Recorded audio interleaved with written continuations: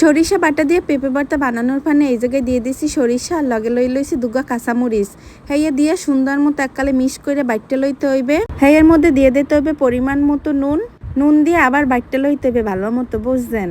Hello and আসসালামু আলাইকুম। ওর আপু ভাইওরা আম্মেরা হগলডি কেমন আছেন? আশা করি ভালো আছেন, মুইও ভালো আছি। সরিষা বাটা হয়ে গেলে এর মধ্যে দিয়ে দিছি মুই পেঁয়াজ ভাজা। এই পেঁয়াজটা কিন্তু ভাজাই দিতে হবে, কোনো প্রকার কাঁচা পেঁয়াজ দেওয়া যাবে না, হলে মনে করেন ভর্তাটা লেস কইবে, খাইতে মজা হইবে না।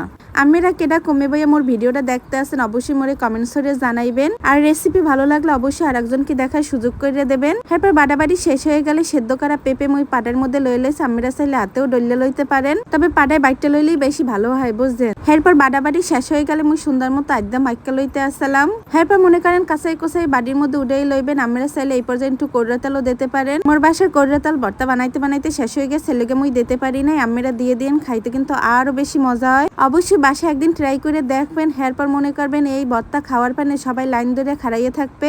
বরিশাল লাগো নতুন নতুন রেসিপি জানার পানে মোর পেজে অবশ্যই যুক্ত থাকবেন।